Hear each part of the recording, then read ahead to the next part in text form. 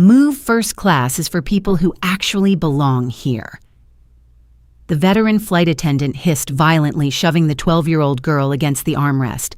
The sickening crack of 2 breaking ribs echoed through the cabin, but the attendant just sneered, confident she had put a trespasser in her place, while dozens of wealthy passengers watched in cowardly silence. What this arrogant bully didn't know was that the bleeding, terrified child she just assaulted was wearing a biometric quantum key. Within minutes, this quiet 12-year-old wouldn't just end the attendant's career.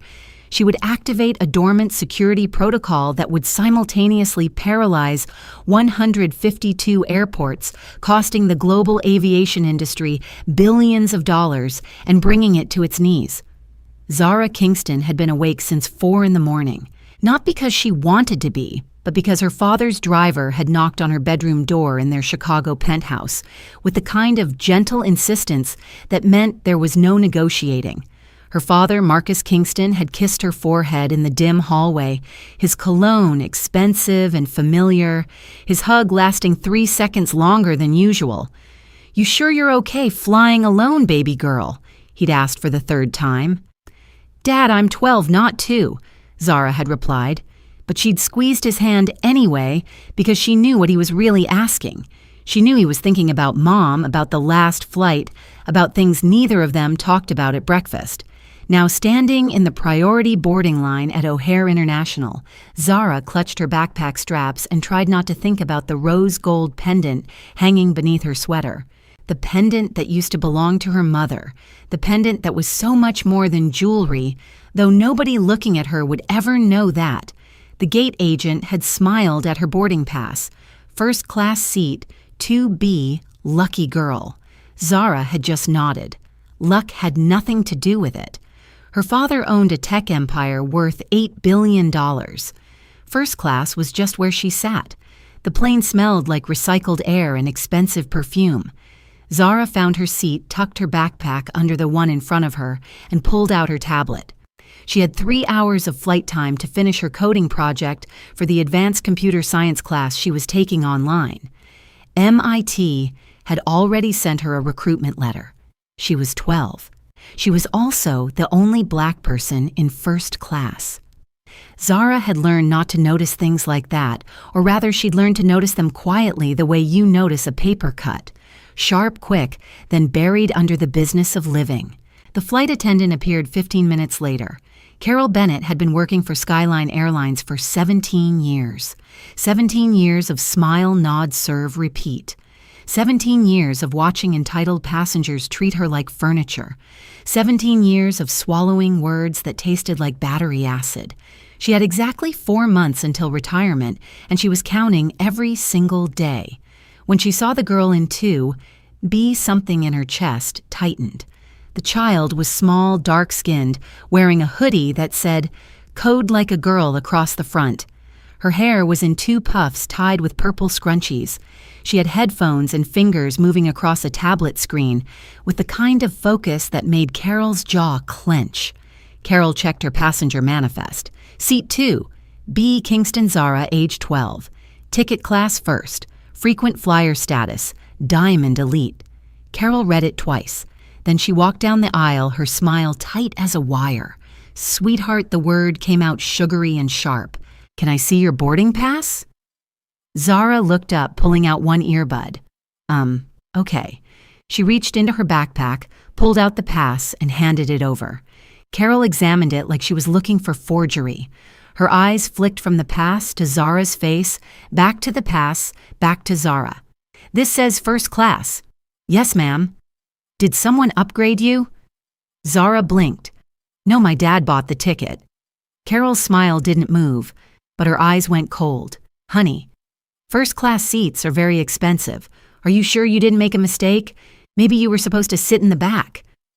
A man across the aisle lowered his newspaper. A woman 2 rows up turned, slightly pretending not to listen. Zara felt the heat crawl up her neck. She'd been here before. Different airport, different flight, same question. "Are you sure you belong?" "My ticket says 2. B, Zara said quietly. "That's this seat." Carol's nostrils flared. She leaned in closer, and Zara could smell coffee and something sour beneath it.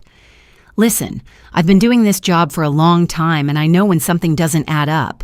So why don't you be a good girl and come with me to straighten this out?" "There's nothing to straighten out."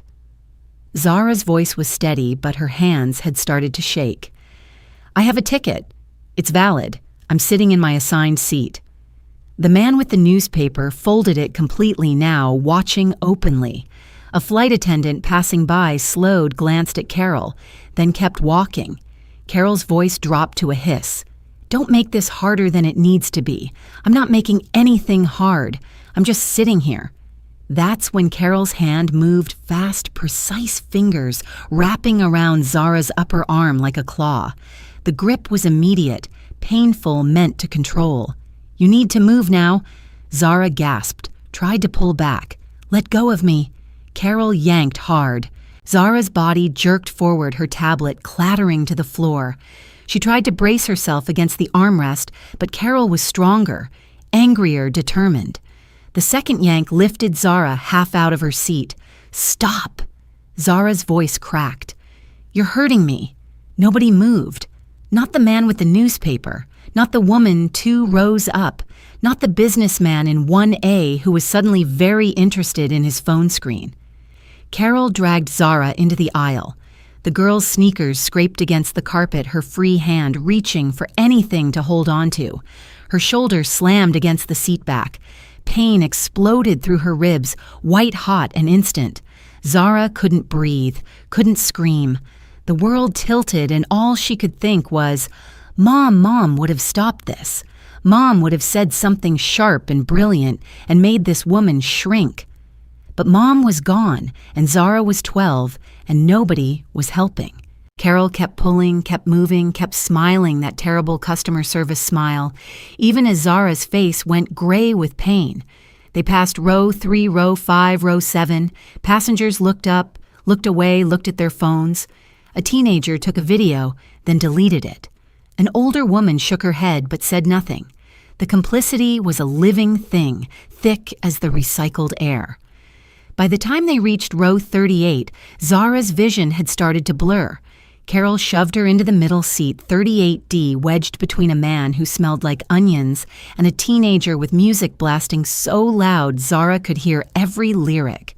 "Stay here," Carol said, her smile finally dropping. "And next time, book a seat you can actually afford." Then she walked away. Zara sat frozen arms wrapped around her ribs, breathing in short, painful gasps. The man next to her sighed loudly, annoyed at having to share his armrest. The teenager didn't even glance over. Zara counted to 10, then 20, then 50. The pain in her ribs was sharp, constant, radiating outward with every breath. She knew something was broken. She'd broken her wrist once falling off a bike. This felt worse. But worse than the pain was the shame, the knowing that 40 people had watched her get dragged through the cabin like garbage, and not one of them had said, "Stop." Zara pulled out her phone. Her hands were shaking so hard it took 3 tries to unlock it. She pulled up her father's number finger, hovering over the call button. Then she stopped. If she called him now, he'd lose his mind. He'd call the airline demand, the plane turnaround, maybe even fly to New York himself to meet her at the gate. He'd make a scene. He'd throw money and lawyers at the problem until it disappeared. But it wouldn't fix anything. It never did. Zara had spent her whole life watching her father fight battles for her. Watching him write checks to private schools that still called her articulate like it was a surprise. Watching him donate wings to museums that still followed her mother through galleries like she might steal something. Money didn't fix this. Power didn't fix this. But maybe something else could. Zara closed her father's contact, opened her backpack, pulled out her laptop. The screen flickered to life, and there it was, the interface her mother had shown her 2 weeks before she died. The system Dr. Amara Kingston had built in secret, coded in late nights and early mornings, designed for a single purpose: to make sure the people who controlled the skies couldn't ignore the people they were supposed to protect. Skyguard AI Passenger Protection Protocol. Biometric authorization required. Zara touched the rose gold pendant around her neck. It was warm against her skin, heavier than it looked. She pressed it against the laptop's sensor pad. The screen pulsed once, twice. Then words appeared in her mother's favorite font, the one she'd used for everything, the one that made Zara's throat close up every time she saw it. Biometric match confirmed. Welcome, Zara. Amara Kingston daughter override active awaiting command. Zara's finger hovered over the trackpad. She thought about Carol's face, the contempt, the certainty that she could treat a child like trash and walk away smiling. She thought about the passengers who'd looked away, who'd let it happen, who'd chosen comfort over courage. She thought about her mother, brilliant and bold and dead at 42, because the aviation industry had ignored her safety recommendations, because she was a black woman telling white executives they were wrong, because some systems would rather crash than listen. Zara clicked. The screen flooded with code lines and lines of it scrolling faster than she could read. At the bottom, a single question appeared. Engage Tier 1 passenger safety lockdown warning. This action will initiate system-wide protocol affecting all connected aviation networks. Authorization cannot be reversed without manual override from primary user. Proceed. Zara read it 3 times. Then she typed one word. Yes. The screen went dark for 3 seconds. Then it blazed white, and a single sentence appeared. SkyGuard activated. 152 airports entering ethics quarantine mode. Estimated time to full lockdown 4 minutes 17 seconds.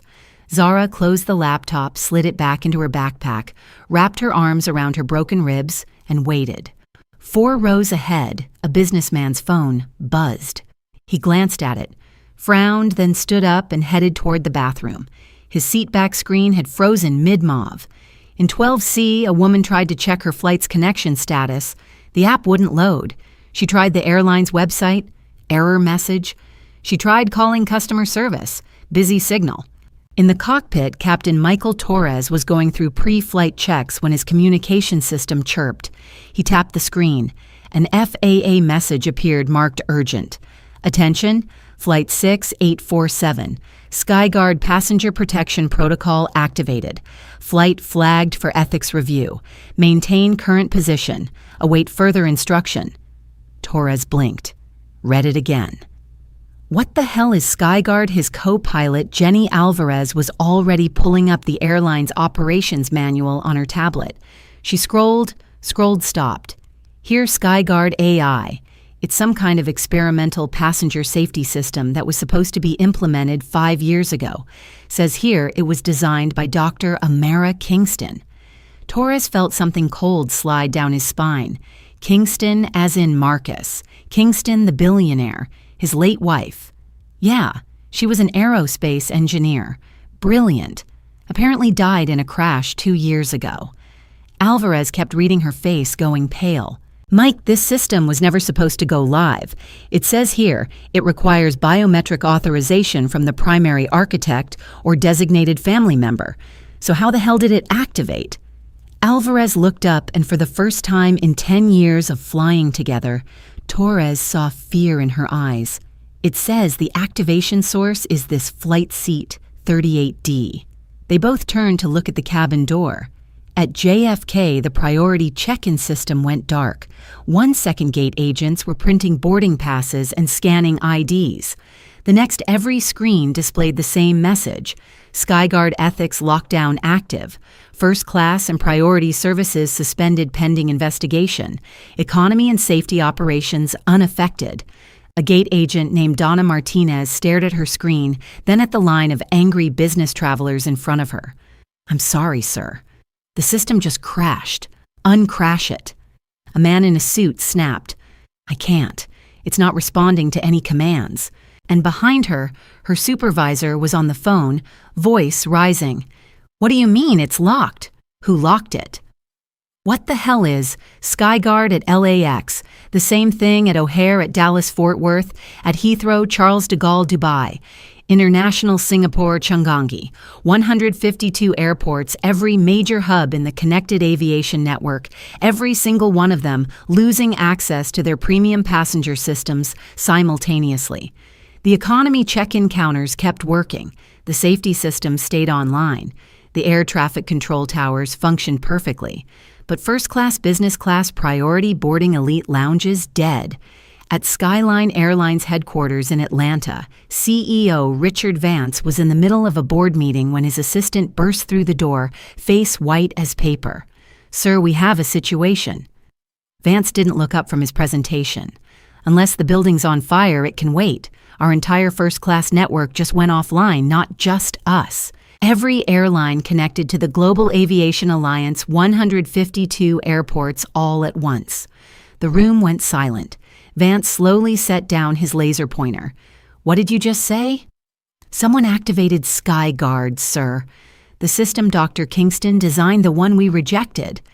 Vance's face went purple. "That system was never built. We scrapped it." "Apparently we didn't. And whoever activated it has Tier 1 override authority. We can't shut it down remotely. We can't bypass it. We're locked out." A board member leaned forward. "How much money are we losing every minute this is active?" The assistant checked her tablet. "Approximately $2.3 million per minute across all affected airlines." Someone swore. Someone else reached for their phone. Vance just stood there, his mind racing through possibilities, through legal teams and PR strategies and insurance clauses. Then he asked the only question that mattered. Who activated it? The assistant hesitated. According to the FAA trace, the activation source is Flight 6847, currently on the tarmac at O'Hare. Seat 38D, passenger name Zara Kingston. The room went so quiet you could hear the air conditioning hum. Kingston, Vance repeated slowly, as in Marcus Kingston's daughter, Amara Kingston's daughter. "Yes, sir." Vance sat down heavily. "She's 12 years old." "Yes, sir. And she just shut down the entire global aviation industry's premium services." "Yes, sir." Vance closed his eyes, opened them, looked at his board, his executives, his billion-dollar empire currently hemorrhaging money by the second. "Get me Marcus Kingston on the phone now. Back on Flight 6847. Carol Bennett was in the galley pouring herself a cup of coffee and complaining to another flight attendant. "I swear these kids today think they can sit anywhere they want." No respect for the system. The other attendant, Maria, was younger, newer, less certain. "Carol, didn't that girl have a first-class ticket? Please. Probably an error in the booking system, or her parents used miles or something. Either way, she didn't belong up there. You could tell just by looking at her." Maria opened her mouth, closed it. She'd been with the airline for 6 months and had already learned that challenging Carol Bennett was a fast track to miserable shifts and passenger complaint duty. The intercom crackled. Flight attendant Bennett to the cockpit immediately. Carol rolled her eyes. Probably some passenger whining about the delay. She handed Maria her coffee. "Don't drink this, I'll be right back." She walked to the cockpit, knocked twice, waited for the door to unlock. Captain Torres looked at her with an expression she couldn't quite read. "Close the door," he said. Carol did. "What's going on? Are we delayed?" Torres turned his screen toward her. "Do you recognize this name? Zara Kingston, seat 38D. Carol's stomach dropped just a little. "Yeah. Why? Where was she originally seated?" "I don't know.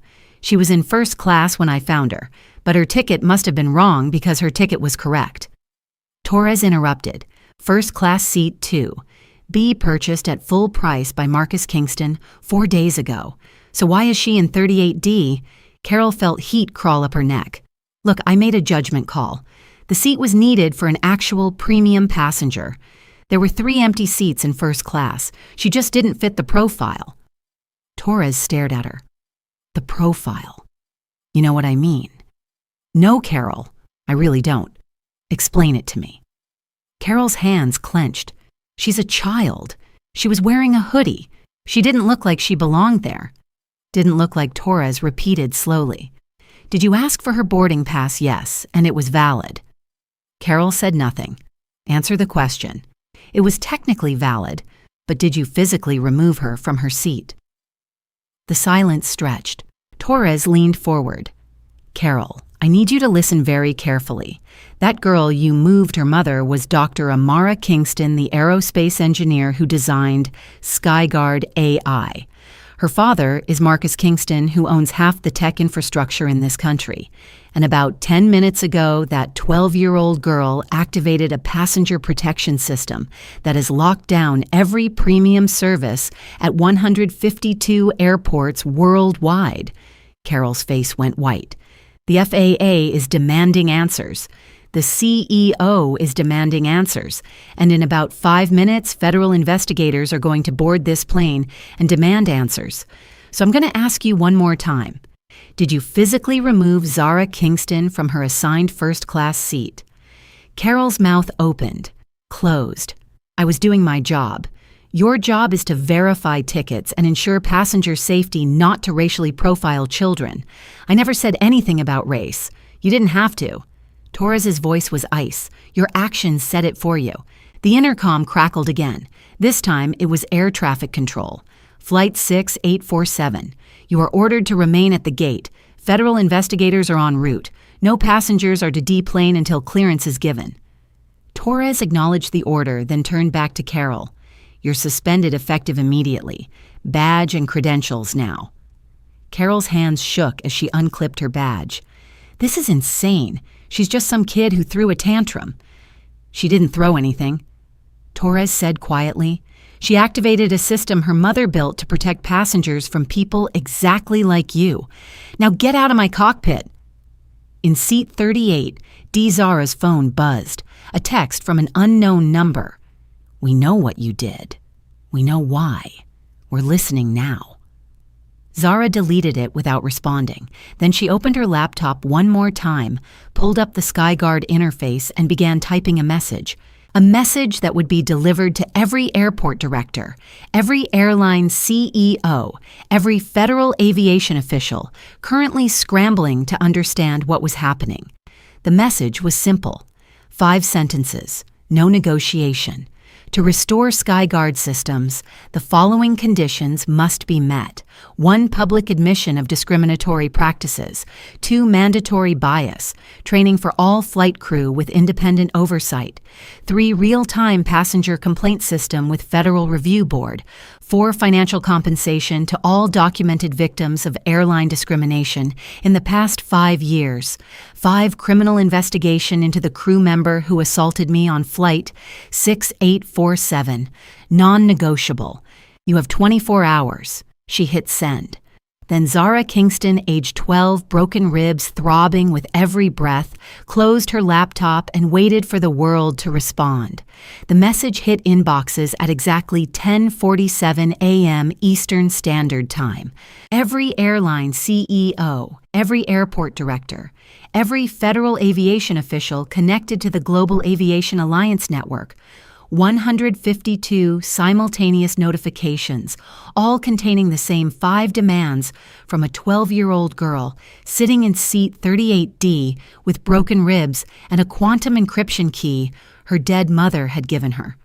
Richard Vance read it 3 times before his hand started shaking. She can't be serious, he said to nobody in particular. His assistant stood in the corner of his office tablet, clutched to her chest like a shield. She's 12 years old. She doesn't have the authority to make demands like this. Sir, she has the authority to keep every premium service in our network offline indefinitely. Legal says the Sinclair Protocol, the system her mother designed, it's ironclad. Dr. Kingston embedded it so deep into the aviation infrastructure that removing it would require rebuilding our entire network from scratch. Cost estimate is somewhere around $40 billion across all carriers. Vance's phone rang. He didn't recognize the number, but answered anyway because at this point every call mattered. This is Vance. The voice on the other end was calm, measured, and absolutely terrifying in its composure. Mr. Vance, this is Marcus Kingston. I believe you're currently holding my daughter hostage on one of your aircraft. Vance's throat went dry. Mr. Kingston, I can assure you that your daughter is perfectly safe. We're simply trying to understand the situation, and the situation is simple.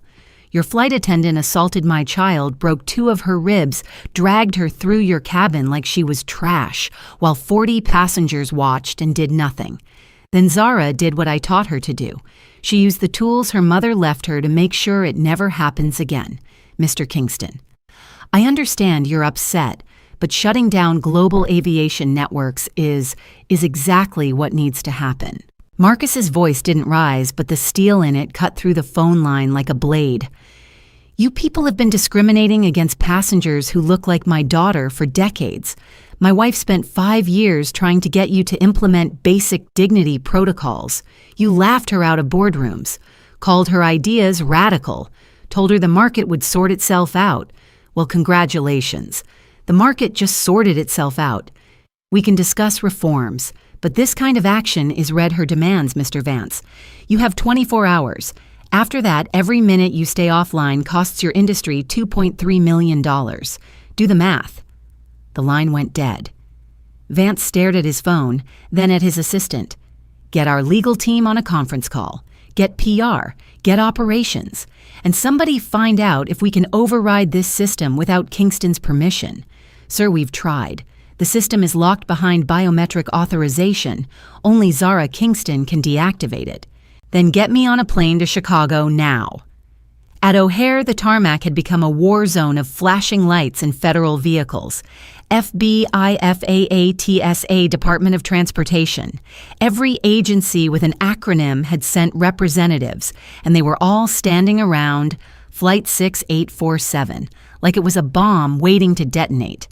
Agent Victoria Chen, FBI Cybercrimes Division, stood at the base of the jet bridge reviewing the case file on her tablet. 12 years old genius level. IQ daughter of Dr. Amara Kingston, the aerospace engineer whose safety recommendations had been ignored by every major carrier. Daughter of Marcus Kingston, the tech billionaire who could buy and sell most of the people currently panicking about this situation. What's your assessment? Her partner asked. Agent David Park was older, calmer, less impressed by money and power. My assessment is that this kid just executed the most sophisticated act of civil disobedience in aviation history, and she did it without breaking a single law.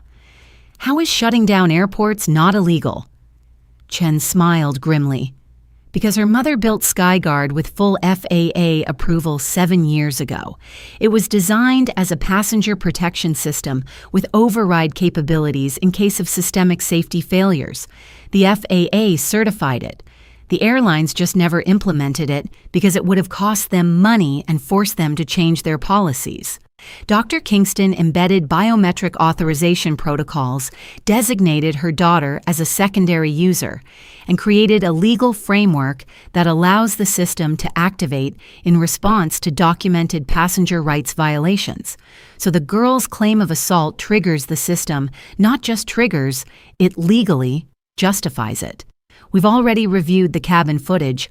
Flight attendant Carol Bennett physically removed Zara Kingston from her assigned seat, used excessive force, caused bodily harm to a minor, and did so without valid cause. That's assault. That's discrimination. That's exactly the kind of incident Skyguard was designed to prevent. Park whistled low. So we can't arrest her. We can't even question her without her father and a lawyer present. And given that she's currently holding the entire aviation industry hostage with a legal system her mother designed, I'm guessing her lawyers are very, very good. Inside the plane, passengers were getting restless. They'd been sitting on the tarmac for 90 minutes. No explanation, no updates, just constant announcements to remain seated and stay calm. In seat 12A, a businessman named Robert Chen was on his 4th angry call to his office. I don't care what the holdup is. Tell them I'm on a plane that's being held because some kid hacked the airline. No, I don't know the details. Just reschedule the meeting. 2 rows back, a woman named Patricia Okonkwo was watching the window, watching the federal vehicles multiply on the tarmac. She'd been in first-class seat 4C when Carol had dragged that little girl down the aisle. She'd watched it happen. She'd said nothing. Now her stomach churned with something that felt uncomfortably like guilt. In 38D, Zara sat perfectly still. The man next to her had finally noticed the federal activity outside and was muttering nervously. The teenager on her other side was oblivious, headphones still blasting. Zara's ribs screamed with every breath, but she didn't move, didn't flinch, just kept her laptop closed and her hands folded and waited. Her phone buzzed. A text from her father. "Baby girl, are you okay? Don't answer any questions without me there. I'm on my way." Zara typed back with shaking fingers. "I'm okay, Dad. I did what Mom would have done." 3 dots appeared, disappeared, appeared again. "I know. I'm so proud of you. And so scared for you. Hold tight." The cockpit door opened. Captain Torres emerged, his face gray. He walked directly to row 38, and every passenger in the surrounding seats suddenly found somewhere else to look. Zara Kingston. Zara looked up. "Yes, sir." Torres crouched in the aisle so they were eye level. His voice was gentle. "Federal agents need to speak with you. Your father is on his way, but they're asking if you're willing to answer a few questions while we wait. You have every right to say no." Zara's mind raced. Every true crime podcast she'd ever listened to said, "Don't talk to cops without a lawyer." But every instinct her mother had trained into her said, "Use this moment." "I'll talk to them," she said quietly, "but only if Carol Bennett is in the room too." Torres blinked. "The flight attendant who moved you." "Yes, sir. If they want my side of the story, they should hear hers at the same time." Something flickered across Torres's face. Respect, maybe, or recognition that this child was 3 steps ahead of everyone else. "I'll relay that to the agents." 5 minutes later, they'd set up a makeshift interview room in the first-class cabin. The seats had been cleared. Agent Chen sat in 1A. Agent Park stood near the galley.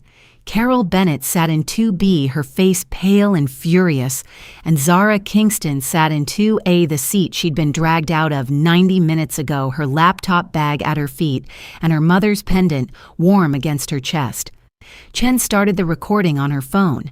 "This is Agent Victoria Chen, FBI Cyber Crimes Division, conducting a preliminary interview regarding Skyguard activation incident Alpha 047. Present are Zara Kingston Minor, age 12, and Carol Bennett Skyline Airlines flight attendant. Miss Kingston, you've agreed to this interview voluntarily." "Yes, ma'am." "And you understand you have the right to remain silent and request an attorney." "Yes, ma'am, but I don't need an attorney because I didn't do anything illegal." Chen's lips twitched. "Can you describe what happened before you activated Skyguard?" Zara looked directly at Carol. "Miss Bennett told me I couldn't sit in my assigned seat. When I showed her my boarding pass, she said I didn't look like I belonged in first class. When I refused to move, she grabbed my arm and pulled me out of the seat. I fell against the armrest and broke 2 ribs. She dragged me to the back of the plane while everyone watched. Nobody helped me. Nobody said anything." Carol's face flushed red. "That's not what happened. She's lying." "There's video," Chen said mildly. "Multiple passengers recorded the incident. We've already reviewed it. Your account matches the footage." "Zara." Carol stood up fast enough that her chair rocked. "This is insane. I was doing my job. First class is for elite passengers, people who've earned status, not some kid who probably got bumped up because what Zara's voice was soft, but it cut through Carol's rant like wire. Because I'm black. Because I don't look rich enough. Because you decided I didn't belong. I never said anything about race. You didn't have to." Zara's hands were steady now, all trace of fear gone. "You looked at me and made a decision. Same decision people make about my dad when he walks into a store. Same decision they made about my mom when she was alive. When she'd walk into boardrooms full of white executives and they'd ask if she was there to take notes. You saw a black girl in a hoodie and decided I was a problem to solve." Carol opened her mouth. Closed. It opened it again. "That's not fair. Neither is breaking a 12-year-old's ribs because you don't think she deserves her seat." Chen cleared her throat. "Ms. Bennett, can you explain why you removed Zara from seat 2? B. Carol's hands clenched. The seat looked empty when I did my initial check. When I came back and saw her there, I assumed there had been a mistake. First-class seats are expensive. Kids don't usually sit there alone. Did you verify her ticket before removing her "Silence, Miss Bennett"? I glanced at it, and it was valid. Technically.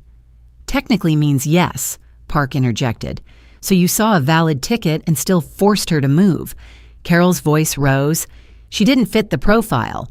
First class is for business travelers, executives, people who've earned premium status, not children. Zara Kingston is a Diamond Elite member, Chen said, reading from her tablet. Frequent flyer number registered in her name. Over 200,000 miles flown in the past year. Her status is higher than yours.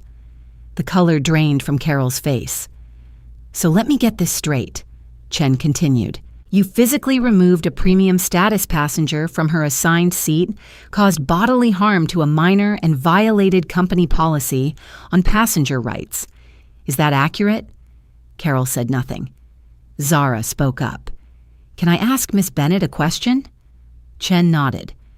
How many other passengers have you moved because you didn't think they belonged in first class? Carol's jaw tightened. I don't have to answer that. The airline's complaint database does, Park said, pulling out his phone. 14 complaints filed against Carol Bennett in the past 3 years, 10 of them from passengers of color. 7 specifically mentioned being questioned about their tickets or asked to move seats. None of the complaints were investigated. All of them were dismissed as misunderstandings. The number hung in the air like smoke. Chen leaned forward. Miss Bennett, I'm going to ask you directly. Have you engaged in a pattern of discriminatory behavior against passengers based on race? I want a lawyer, Carol said finally. That's your right. Chen stopped the recording. But understand this, the FBI will be conducting a full investigation. The FAA will review every flight you've worked for the past 5 years. The Department of Justice is already building a civil rights case, and every passenger you've ever mistreated now has legal grounds to file suit. You should get a very good lawyer. Carol stood on shaking legs. This is because of her. She's the one who shut down the airports. She's the criminal here. Zara met her eyes. I'm not a criminal, Miss Bennett. I'm the daughter of a woman who tried to protect passengers like me and was ignored. I'm using a legal system my mother built because people like you made it necessary, and I'm not going to apologize for that. Chen gestured to a TSA agent waiting by the door. Ms. Bennett, you're being placed on administrative leave pending investigation. Your badge and credentials, please. Carol fumbled with her badge hands, shaking so badly it took 3 tries to unzip it. She dropped it into Chen's hand, then looked at Zara one last time. You'll regret this, she said, her voice venomous. You just made yourself a target. I was already a target, Zara replied. I was a target the second I walked onto this plane looking like me. At least now everyone can see it. They escorted Carol off the plane. Through the window, Zara watched her walk across the tarmac, surrounded by agents, her career over her life, about to become very complicated. Zara didn't feel triumph, just tired. Chen sat down in the seat across from her. That took courage. My mom always said courage is just fear with a plan. Smart woman, the smartest. Zara's voice cracked slightly. She died because the airlines ignored her safety recommendations. The crash that killed her. It could have been prevented if they'd implemented her protocols, but it was cheaper to pay settlements than fix the system. So she died, and 47 other people died, and the airlines sent flowers to the funerals and changed nothing. Chen was quiet for a moment. Is that why you activated Skyguard Revenge? Number Zara looked at her steadily. I activated it because my mom built a system to protect people. And I'm the only one who can make sure it works. This isn't about revenge. It's about making sure what happened to her. What happened to me doesn't keep happening to other people. You know the airlines are going to fight your demands. Let them. Every minute they fight costs them millions of dollars. Eventually, math wins. Chen smiled despite herself. How old are you again? 12. But I'm very mature for my age. The corner of Zara's mouth twitched. That's what adults always say when they want me to act older than I am, usually right before they decide I'm too young to have an opinion. I don't think anyone's going to make that mistake with you again. The plane door opened.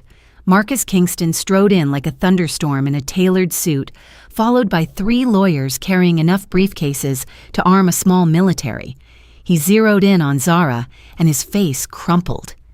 Baby girl. Zara stood, and the careful composure she'd maintained for the past 2 hours shattered.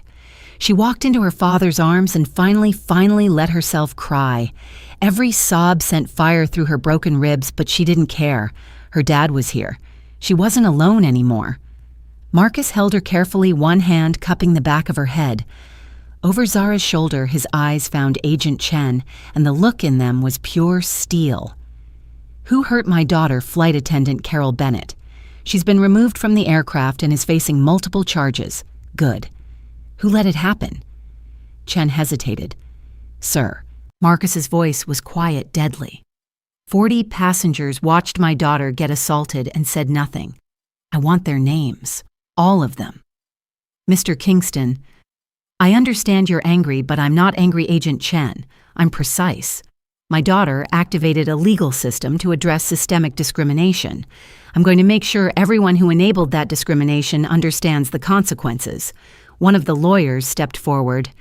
We'll be filing individual civil suits against every passenger who witnessed the assault and failed to intervene. Bystander liability is well established in cases involving harm to minors. In C-12A, Robert Chen's phone call abruptly stopped mid-sentence. In 14C, Patricia Okonkwo felt her blood run cold. All around the first-class cabin, passengers who'd been complaining about delays suddenly realized they'd become defendants. Park whistled low. That's going to be expensive. Good, Marcus said. Maybe next time they'll say something. Chen stood. Mr. Kingston, we need to discuss your daughter's demands. The airlines are pushing back hard. They're claiming Skyguard activation constitutes economic terrorism. Marcus laughed sharp and humorless. Economic terrorism? That's rich.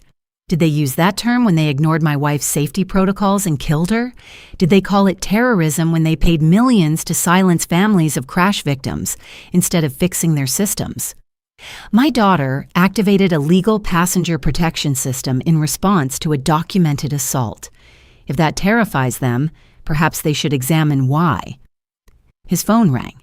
He glanced at the screen and his expression hardened further. Excuse me, I need to take this. He stepped into the galley, and Zara could hear his voice through the thin partition. This is Marcus Kingston. No, I will not ask my daughter to deactivate Skyguard.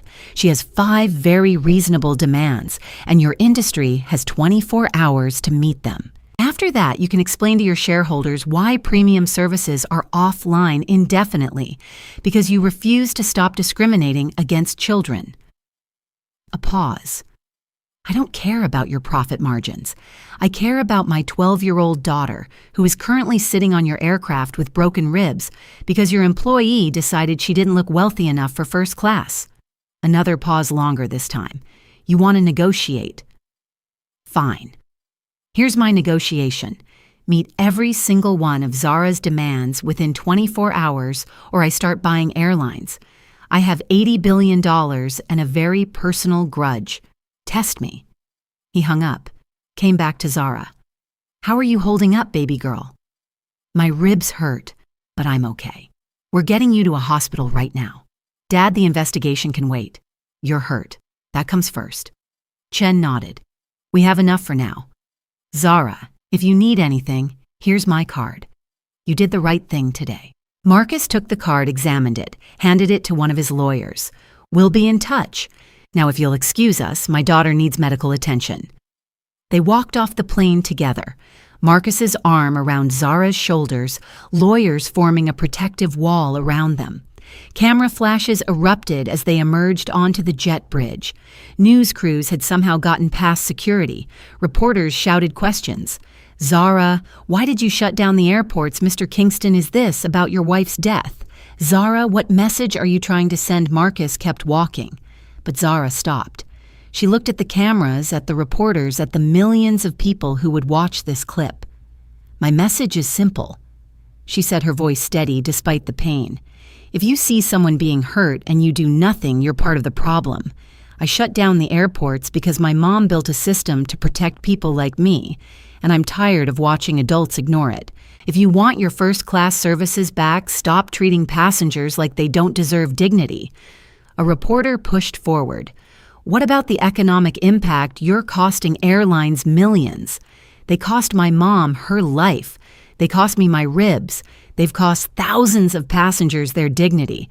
I think they can afford to lose some money while they figure out how to treat people with basic respect." Marcus gently tugged her forward. "That's enough. My daughter needs medical care, not an interview." But the damage was done. The clip was already going viral. Within an hour, it would have 10 million views. Within 3 hours, it would be the top trending topic on every social media platform. And in airports across the country, passengers stuck in economy started asking questions, started looking at the empty first-class cabins, started wondering why premium services were down, but basic operations continued perfectly, started realizing that maybe the system had always been broken, and maybe a 12-year-old girl with her mother's coding skills was the only one brave enough to break it properly. The emergency room at Northwestern Memorial Hospital smelled like antiseptic and fear. Zara sat on the examination table, her father's hand wrapped around hers, while a doctor named Sarah Patel carefully pressed fingers against her rib cage. Each touch sent lightning through Zara's chest, but she didn't make a sound. She'd learned a long time ago that showing pain only made adults ask questions she didn't want to answer. 2 fractured ribs, Dr. Patel said, finally pulling off her gloves. Possibly 3. "We'll need x-rays to confirm, but based on the bruising pattern, this was caused by blunt force trauma." "Zara, can you tell me exactly how this happened?" Marcus's grip tightened. A flight attendant assaulted her. Dr. Patel's eyes widened. "I need to file a child abuse report." "Already done," one of Marcus's lawyers said from the corner. "FBI has the case. We have video evidence." "Good." Dr. Patel looked at Zara with something that might have been admiration. "You're the girl from the news, the one who shut down the airports." Zara nodded, not trusting her voice. "My sister's a pilot for United. She called me an hour ago furious about the delays. Then I saw your interview." Dr. Patel paused. "I told her she should be thanking you. Last month, a gate agent made her prove she was actually a pilot because apparently brown women can't fly planes. Your mom would be proud." Zara's throat closed up. "You knew my mom. I met her once at a medical conference. She was presenting on aviation safety protocols. Brilliant woman, terrifying in the best way." Dr. Patel smiled sadly. "I'm sorry for your loss, and I'm sorry it took breaking your ribs to make people listen." The x-rays confirmed 3 fractures. Dr. Patel wrapped Zara's torso-prescribed pain medication and gave Marcus a look that said, "Take care of her before disappearing to file paperwork." Marcus carried Zara to the car himself, refusing to let her walk his face, a mask of controlled fury. In the back seat of the town car, Zara's phone wouldn't stop buzzing. Messages from numbers she didn't recognize, friend requests from strangers, news alerts with her name in the headlines. She turned it off and leaned against her father's shoulder. "Dad." "Yeah, baby girl." "Am I in trouble?" Marcus was quiet for a long moment. "No, you're not in trouble, but a lot of other people are about to be." At Skyline Airlines headquarters, the emergency board meeting had been going for 3 hours and nobody had slept. Richard Vance stood at the head of the conference table. His tie loosened his shirt, wrinkled his eyes bloodshot. Around him, 15 executives argued in overlapping voices about liability and optics and quarterly projections. "We cannot give in to this," Gerald Morrison from legal insisted. "If we admit fault, we're opening ourselves up to billions in lawsuits. Every passenger who's ever felt discriminated against will sue. They're going to sue anyway." Amanda Reeves from PR shot back. Have you seen social media? We're being eviscerated. There are protests forming at JFK LaGuardia LAX. Passengers are refusing to fly with us until we meet the girls' demands. Then we wait them out. Morrison said, "Eventually the system will have to reset. Technology fails, it always does." Vance's phone rang. He glanced at it, felt his stomach drop. It's the Secretary of Transportation. The room went silent. Vance answered. "Mr. Secretary, Mr. Vance, I'll make this simple. The president is getting hourly briefings on this situation. The economic impact is approaching $2 billion. International allies are demanding answers. And you're telling me a 12-year-old girl has more control over American aviation infrastructure than the federal government. We're working on a solution. Your solution better involve meeting her demands, all of them. Because if you don't, I'm going to invoke emergency executive authority and force compliance. Do you understand me, sir? With respect, we have legal concerns about, I don't care about your legal concerns. I care about restoring service and doing what should have been done years ago. You have 12 hours. After that, this becomes a federal mandate and you lose any ability to negotiate terms. The girl's being generous. Don't waste it." The line went dead. Vance set down his phone very carefully. The Secretary of Transportation just gave us 12 hours to comply or face federal intervention. Morrison went pale. He can't do that. He absolutely can. Reeves said, Emergency Powers Act. Post 9/11 provisions allow the executive branch to take control of aviation networks during national security threats, and right now grounded premium services at 152 airports qualifies. Vance looked around the table. Show of hands. Who votes we comply with Zara Kingston's demands? 11 hands went up. 4 stayed down, including Morrison's. The ayes have it. Vance said heavily, "Draft a statement. We admit fault. We implement the reforms, and we pray this doesn't destroy us." At 11:47 p.m., Skyline Airlines released a statement that would be taught in business ethics classes for decades. We failed. We failed Zara Kingston. We failed her mother, Dr. Amara Kingston, whose safety innovations we dismissed. We failed every passenger who has experienced discrimination profiling or disrespect while flying with us. Flight attendant Carol Bennett's actions were inexcusable, but they were symptomatic of a larger cultural problem within our organization. We have tolerated bias. We have ignored complaints. We have prioritized profit over people that ends tonight. Effective immediately, Skyline Airlines commits to the following comprehensive bias training for all employees with independent oversight: real-time passenger complaint systems reviewed by federal authorities, financial compensation for documented victims of discrimination, full cooperation with criminal investigations into this incident, and zero tolerance for discriminatory behavior. We cannot undo the harm we have caused, but we can choose to do better. We are choosing better. Thank you, Zara, for forcing us to see what we should have seen years ago. Within 20 minutes, Delta released a similar statement. Then United, then American, then every carrier connected to the Global Aviation Alliance network. The dominoes fell fast because none of them wanted to be last. None of them wanted to be the airline that chose profits over principles when a child was watching. At midnight, Zara's phone buzzed with a notification.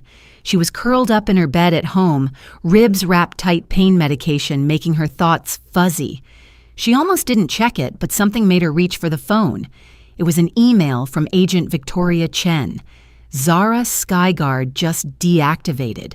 Premium services are coming back online. The airlines met your demands. All of them. You did it. Sleep well. You earned it. Zara read it twice, then texted her father in the next room. They said yes. 3 seconds later, Marcus appeared in her doorway. They agreed to everything. Everything. He sat on the edge of her bed, careful not to jostle her ribs. "How do you feel, tired and scared and like Mom's watching?" "She is, and she's so damn proud." Marcus's voice cracked. "I'm proud and terrified, and trying very hard not to think about the fact that my 12-year-old daughter just brought the aviation industry to its knees. Did I do the right thing, baby girl? You did the only thing, the brave thing, the thing your mother would have done. He kissed her forehead. Now sleep. Tomorrow's going to be complicated. Complicated was an understatement. By morning, Zara's story had gone international. BBC ran a feature. Al Jazeera interviewed civil rights leaders. Tokyo news stations debated American discrimination. And in airport terminals across the country, passengers returning to normal service found something new. QR codes posted at every gate linking to the real-time complaint system Zara had demanded. Every passenger could now report discrimination instantly, and every report would be reviewed by federal oversight. The system went live at 6:00 a.m. Eastern. By 6:47 a.m., it had received 4,000 complaints. By noon, 12,000. Every ignored slight, every suspicious glance, every time someone had been asked to prove they belonged, all of it documented, all of it visible. The aviation industry was getting an education it should have gotten decades ago, and Zara Kingston was the professor. But not everyone was grateful. At Carol Bennett's apartment in suburban Atlanta, her phone rang at 7 in the morning. She answered without checking the caller ID, assuming it was her lawyer. Carol Bennett. Yes. This is Sandra Oaks from Channel 5 News. We'd like to get your side of the story regarding the Zara Kingston incident. Carol's blood ran cold. No comment. Miss Bennett, federal charges have been filed against you. Assault of a minor violation of civil rights. The FBI is investigating your employment history. Don't you want to defend yourself? I said no comment. Sources say you have a history of discriminatory behavior. 14 complaints in 3 years. Is that accurate? Carol hung up. Her hands were shaking. She'd been a flight attendant for 17 years. 17 years of serving passengers and following rules and doing her job. Now she was a criminal, a racist, a headline. Her doorbell rang. She looked through the peephole and saw 2 men in suits holding badges. FBI. She didn't open the door. They knocked again. Miss Bennett, we have a warrant for your arrest. Please open the door. Carol backed away from the door, her heart hammering. This wasn't happening. This couldn't be happening. She'd just been doing her job. The girl had looked out of place. That wasn't racism. That was protocol. That was standards. That was the door crashed open. The agents came in with weapons drawn, voices loud and commanding. Carol dropped to her knees, hands up, sobbing, still not understanding how a 12-year-old girl had destroyed her entire life in less than 24 hours. But Zara understood. Zara understood that systems don't change because you ask nicely. They change because someone makes them change, because someone refuses to accept that this is just how things are. 3 days after the airports reopened, Zara received a letter. Handwritten expensive stationery postmarked from Washington, D.C. Dear Zara, my name is Patricia Okonkwo. I was in seat 4C on Flight 6847. I watched that flight attendant hurt you. I said nothing. I did nothing. For 3 days, I have been unable to sleep, unable to eat, unable to look at my own children without feeling sick. I am a coward. I am part of the problem. I am writing to tell you that I have filed a formal statement with the FBI detailing everything I witnessed. I have joined the class action lawsuit against the airline, and I have donated $50,000 to the Amara Kingston Aviation Equity Fund in your mother's name.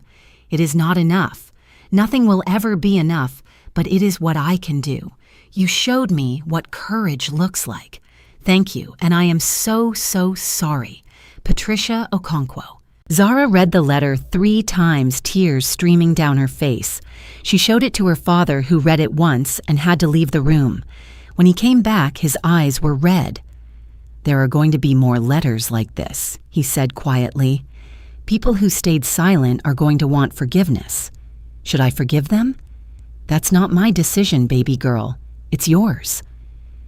Zara thought about her mother, about the journal entries she'd found after Mom died, entries where Dr. Amara Kingston wrote about the executives who dismissed her ideas, the colleagues who'd stolen credit for her work, the system that had chewed her up and spit her out until a plane crash finally silenced her permanently.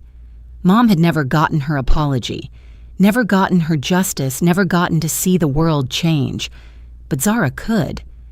"I want to meet her," Zara said. "Ms. Okonkwo. I want to meet everyone who's written to apologize. I want to look them in the eye." Marcus nodded slowly. "Okay, we'll arrange it."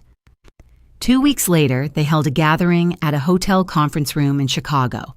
23 passengers from Flight 6, 847, who had witnessed the assault showed up. Some brought lawyers, some brought guilt. All of them brought shame. Zara sat at the front of the room, her ribs still tender, her face calm. Marcus stood beside her like a sentinel. The passengers filed in and took seats, and the room felt like a courtroom, a confessional, a reckoning. Patricia Okonkwo spoke first. She was elegant, well-dressed, and shaking. "I watched you get hurt, and I told myself it wasn't my business.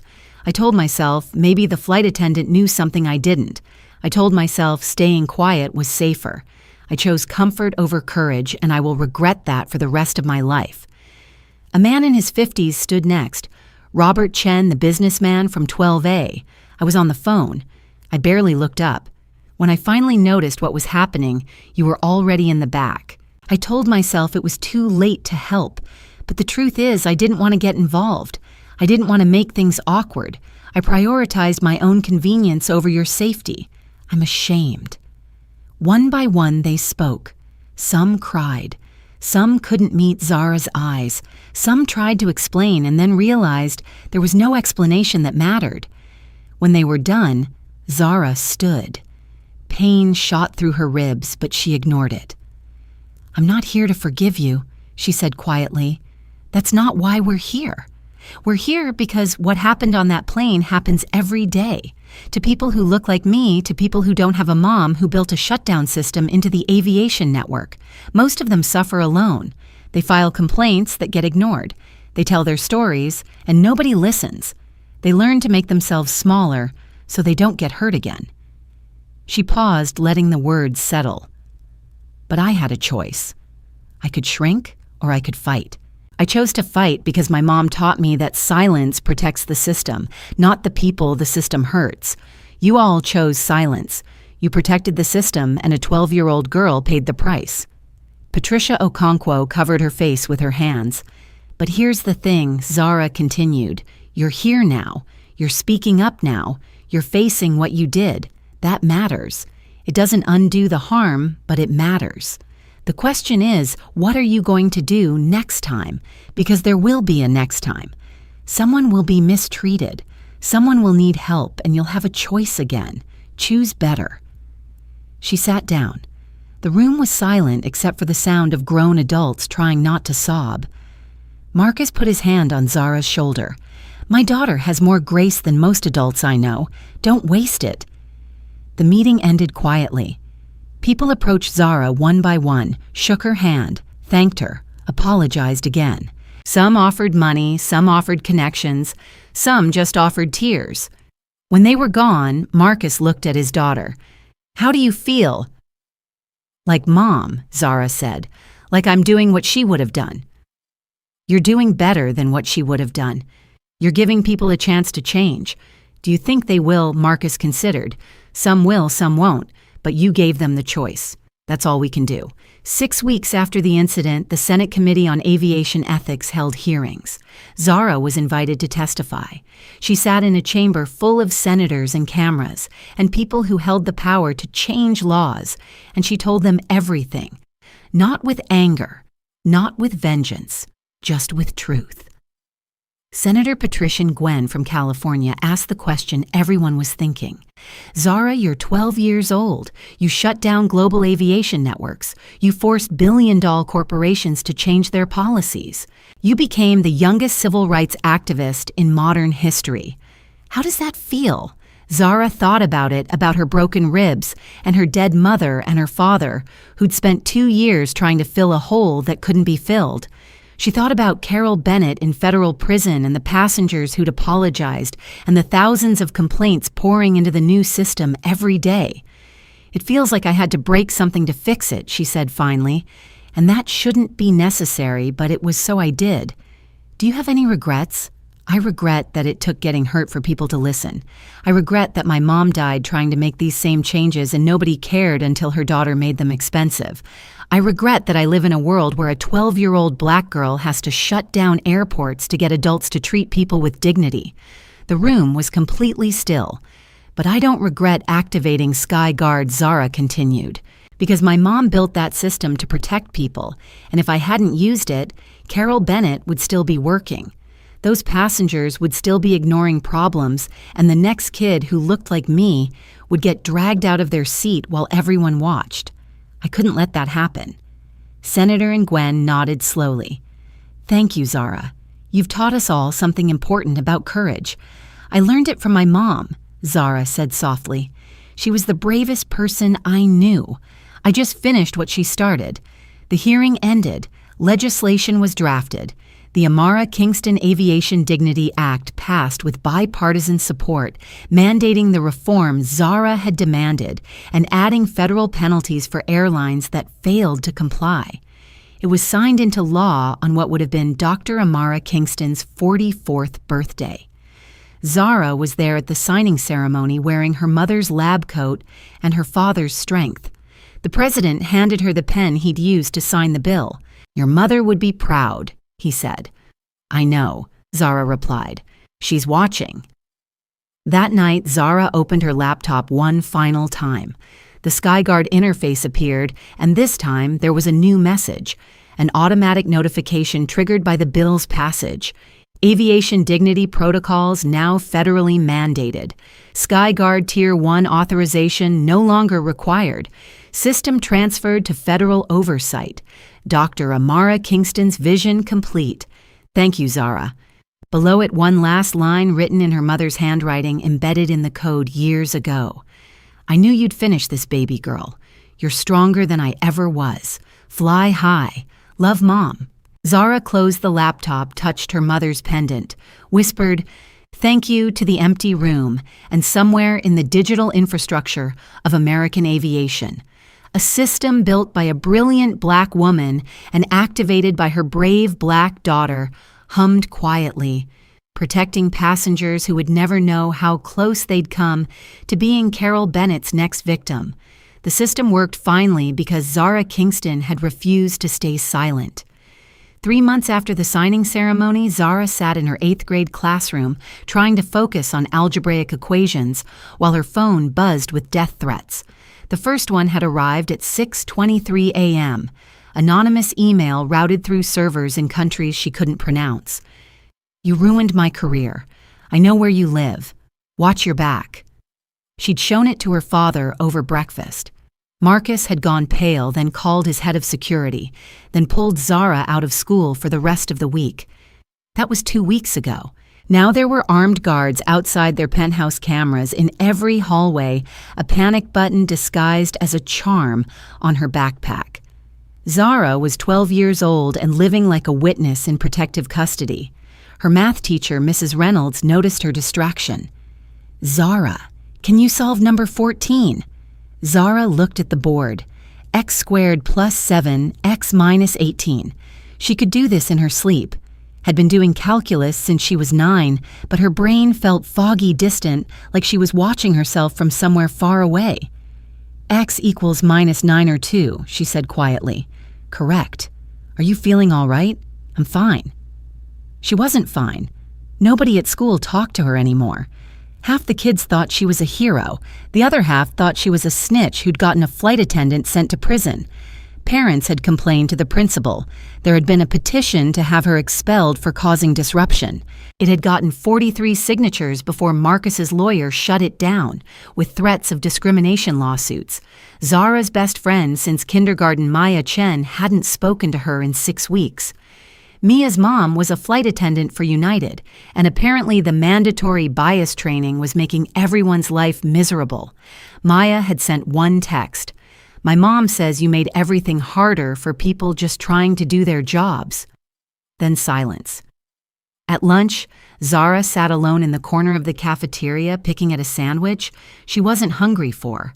She'd learned to eat fast so she could leave before anyone said anything, before someone knocked her tray over, before someone stage whispered racist, before someone took a picture and posted it with captions about entitled rich girls playing victim. Her phone buzzed again. Another email, this one, with an attachment. She almost didn't open it, almost deleted it, and went back to pretending everything was normal. But something made her click. The attachment was a video, grainy security footage from an airport gate. A black woman in a business suit arguing with a gate agent, gesturing at her boarding pass, her voice rising. The gate agent calling security, the woman being escorted away while other passengers boarded. The timestamp was from yesterday. The airport was Dallas-Fort Worth. Below the video, a message. This is what happens when people like you make trouble. She got arrested, lost her job, all because she complained about discrimination. You didn't fix anything. You just made it worse. Zara's hands shook so hard she almost dropped the phone. She watched the video again, memorized the woman's face, the gate number, the airline logo, visible in the corner. Then she forwarded it to Agent Victoria Chen with 3 words. This shouldn't happen. Chen called back in 7 minutes. Zara, where did you get this anonymous email? Probably someone trying to scare me. It's working, isn't it? Zara said nothing. Listen to me. Chen said, her voice steady. I'm already on this case. That woman's name is Danielle Roberts. She's a corporate attorney. The gate agent claimed she was being aggressive, but the full footage shows she was calm the entire time. We're investigating. The charges were dropped this morning, but she still got arrested, still got humiliated.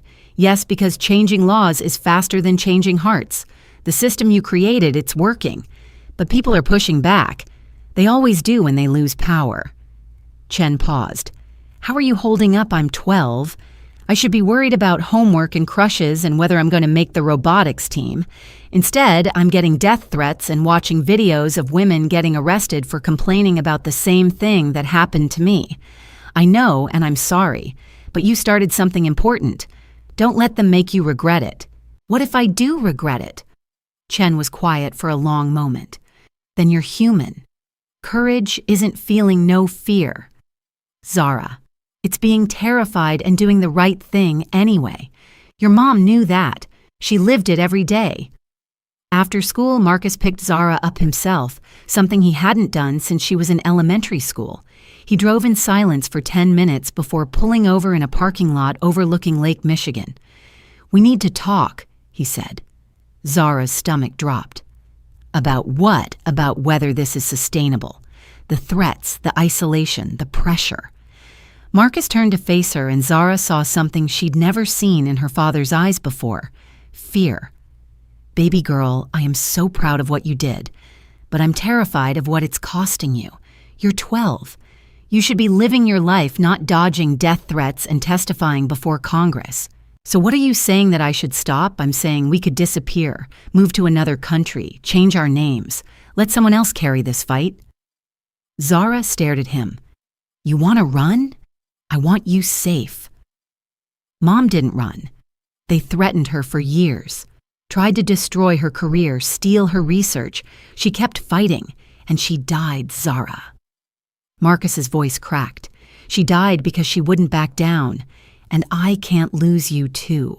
I can't watch you destroy yourself trying to save a world that doesn't want to be saved. Zara felt tears burn her eyes. If we run, everything she died for means nothing. Everything I did means nothing. Carol Bennett wins. The airlines win. Everyone who's ever been treated like they don't belong. They just keep suffering. They'll suffer anyway. You can't save everyone. But I can try. Isn't that what you taught me? Isn't that what Mom believed? Marcus closed his eyes. Your mom believed in a lot of things that got her killed. And you're going to dishonor her memory because you're scared. Don't you dare. Marcus's voice went cold. Don't you dare accuse me of dishonoring your mother. I loved her more than anything in this world. I would have died in her place if I could. But she's gone, and you're all I have left, and I will not watch you follow her into an early grave because you inherited her stubborn need to fix everything." They sat in silence, the weight of grief and fear pressing down like gravity. Finally, Zara spoke, her voice small. "I'm scared too, Dad. Every day, every email, every time someone looks at me wrong at school. But if I stop now, if I hide, then I'm telling everyone who's counting on me that they're not worth the risk, and I can't do that. I can't be that person." Marcus rubbed his face with both hands. "You're 12. I know, but I'm also Mom's daughter and your daughter and the girl who shut down 152 airports because someone hurt me and nobody cared. I can't unbe that person. So either you help me or you don't, but I'm not running." Marcus looked at his daughter, this fierce, brilliant, breakable child who somehow carried the weight of her mother's legacy without buckling. "Your mom would be so damn proud and so furious at me for even suggesting we quit. She'd probably hit you with a physics textbook."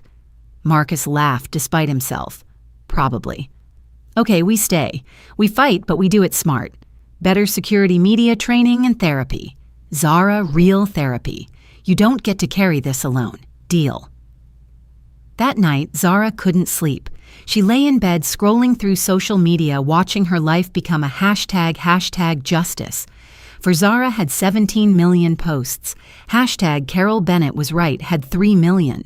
The internet had taken her story and turned it into a battleground where strangers fought about race and privilege and whether a 12-year-old had the right to destroy careers. One post caught her attention, a long thread from someone claiming to be Carol Bennett's daughter. "My mom isn't a monster. She made a mistake. One mistake. And you people destroyed her life. She can't get a job, can't leave her house, gets death threats every day. All because a rich kid wanted attention. You don't know what you did to my family." Zara read it 3 times. Then she did something probably stupid. She sent a direct message. "I'm sorry about what happened to your family. I didn't want anyone to get death threats. I just wanted people to stop treating passengers like me as if we don't belong. Your mom hurt me. She broke my ribs. But I never wanted her to suffer like this." The response came fast. "You're a liar. You wanted her destroyed. You got what you wanted. Stay away from my family." Zara closed the app feeling sick. Maybe Marcus was right. Maybe she couldn't fix this. Maybe some broken things stayed broken. Her phone rang. Unknown number. She almost didn't answer, but something made her pick up. "Hello, Zara Kingston." The voice was female, older, uncertain. "Yes, my name is Janet Morrison. I'm a flight attendant for Delta. I've been flying for 32 years. A pause. "I'm calling because I need to tell you something. Something I should have said months ago." Zara sat up. "Okay, I was on a flight last year, Phoenix to Atlanta. There was a little boy, maybe 8 years old Latino kid, traveling alone, sitting in first class. My colleague, another attendant, she moved him to economy, said his ticket must have been an error. I knew it wasn't. I saw the manifest, diamond status, full price ticket, but I said nothing. Just like everyone on your flight said nothing because it was easier." Zara's throat tightened. "That little boy cried the whole flight." Janet continued, her voice breaking. "And I served champagne to the passengers in first class and pretended I didn't see him. Pretended it wasn't my responsibility. When I saw what happened to you, saw you activate Skyguard, I wanted to hate you, wanted to blame you for making my job harder for the training for the scrutiny. But the truth is, you held up a mirror, and I didn't like what I saw. Why are you telling me this? Because I went through the new bias training, really went through it, not just checked the boxes. And I found that little boy's name in the system, Miguel Santos. I tracked down his mother, called her, apologized. She cried. I cried. She told me Miguel stopped wanting to fly after that, said planes made him feel small." Janet's breath hitched. "You didn't make things worse, Zara. You made them visible, and visibility hurts, but it's the only way anything changes." "What happened to Miguel?" "His mom's bringing him to the airport next week. I'm going to meet them. Going to walk him onto a plane myself. Show him that someone sees him, that he belongs." A pause. Thank you for making me uncomfortable enough to do the right thing." They talked for 20 more minutes. Janet told her about other flight attendants who were angry about the changes and others who were relieved to finally have support for doing what they'd always known was right. She told Zara about the complaint system, how some gate agents were being investigated, how some were quitting rather than change. She told her the fight was long and messy and nowhere near over. "But it's happening," Janet said, "because of you. Don't let them make you forget that." When Zara hung up, she felt something she hadn't felt in weeks: hope. Small, fragile, but real. 2 days later, the trial began. Carol Bennett versus the United States of America. Federal assault charges, civil rights violations. The courthouse steps were packed with protesters on both sides. Team Carol held signs saying she was just doing her job and stop criminalizing flight attendants. Team Zara held signs saying, "Black children deserve dignity and justice for Zara." Zara wasn't there. Marcus had forbidden it. And for once, she didn't argue. Instead, she watched the news coverage from home, watched Carol Bennett walk into the courthouse in a dark suit, head down, surrounded by lawyers. The trial lasted 3 weeks. Witnesses testified. Passengers from Flight 6847 took the stand, their shame on full display. The video of Carol dragging Zara played 17 times. Medical records of Zara's broken ribs were entered into evidence. Carol's history of complaints was dissected piece by piece. The defense argued she was following protocol, that she had reasonable suspicion that Zara's response was disproportionate, vindictive, calculated to destroy a working-class woman's life. The prosecution argued she assaulted a child, that her suspicion was based on race, that the system Zara activated was legal, justified, and long overdue. The jury deliberated for 4 hours, guilty on all counts. Carol Bennett collapsed in the courtroom. Her lawyers held her up while she sobbed. The judge set sentencing for 3 weeks out, but everyone knew what was coming. Prison time, felony, record life destroyed. Zara watched it on TV and felt nothing. No triumph, no satisfaction, just empty. Her phone rang. Agent Chen. "You okay?" Chen asked. "Should I be? I don't know. Are you?" Zara thought about it, about Carol sobbing in court, about Miguel Santos afraid of planes, about her mom dead because airlines ignored her safety protocols, about the death threats still arriving daily, about Maya Chen refusing to speak to her, about the weight of being 12 and carrying the expectations of millions. "I don't know what I am anymore," Zara said honestly. "You're human. You're allowed to be complicated. What if I made everything worse? What if Carol Bennett's daughter is right? What if I destroyed someone's life for revenge and called it justice?" Chen was quiet for a moment. "Can I tell you something?" Last week, a gate agent in Miami stopped a supervisor from removing a young Muslim woman from first class. The supervisor said she looked suspicious. The agent said she looked like she belonged, used the new protocol you created, filed a complaint. The supervisor was suspended pending investigation. The woman flew first class exactly like her ticket said. She had no idea any of this happened, so that woman didn't have to hurt, didn't have to break her ribs, didn't have to activate a global shutdown because you already did. You paid the price so she didn't have to. That's not revenge, Zara, that's sacrifice. After the call ended, Zara opened her laptop. She hadn't checked SkyGuard since transferring it to federal oversight. Hadn't wanted to see the numbers, the complaints, the evidence of how broken everything had been. But now she logged in, used her backup credentials, pulled up the analytics. Since implementation, the system had received 47,000 complaints. 47,000 incidents of passengers being profiled, questioned, removed, discriminated against. Most were minor. Some were horrifying. All were documented. All were being investigated. Of those 47,000, 6,000 had resulted in disciplinary action. Gate agents fired flight attendants, suspended supervisors, demoted. The numbers were staggering. But there was another number, a number that made Zara's breath catch. 0 assaults of minors in first class since Skyguard implementation. 0 children dragged from their seats. 0 broken ribs. Zara read it 3 times, then closed the laptop and cried. Not from sadness, from relief, from the crushing weight of knowing it had worked. The system was protecting people. Maybe not perfectly, maybe not everyone, but it was working. Her father found her 20 minutes later still crying and held her without asking questions. Just held her while she shook with the accumulated stress of 3 months carrying a burden, too heavy for anyone, let alone a 12-year-old. "I'm tired, Dad," she whispered. "I know, baby girl, but I can't stop. Not yet, I know that too." The next morning, Zara did something she'd been avoiding. She went back to school. No guards, no panic button, just her backpack and her broken ribs that were finally starting to heal, and her determination to be 12 years old for at least 6 hours. Maya Chen was at her locker when Zara walked past. They made eye contact for the first time in 2 months. Zara waited for Maya to look away to ignore her, to confirm that their friendship was another casualty of her choice to fight back. Instead, Maya spoke, Hey, my mom finished the bias training last week." Zara braced herself for anger. She said it was hard, really hard. Made her look at stuff she'd been ignoring for years. Made her cry twice. Maya paused.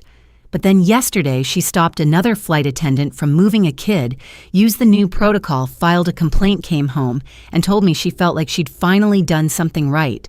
Zara's throat closed up.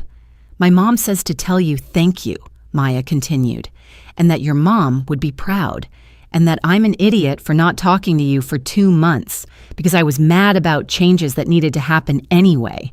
You're not an idiot." "Yeah, I am, but I'm an idiot who's sorry." "Can we be friends again?" Zara felt something break open in her chest. "Yeah, we can be friends again." They hugged right there in the hallway, and Zara didn't care who saw, didn't care who, Judge just held on to her best friend and felt 12 years old again. That afternoon, Zara got another call, this time from someone unexpected, Senator Patrician Gwen from California. "Zari, I have a proposition for you. The Aviation Dignity Act is working, but we need oversight. Real oversight from people who understand what passengers face. I'm forming a committee.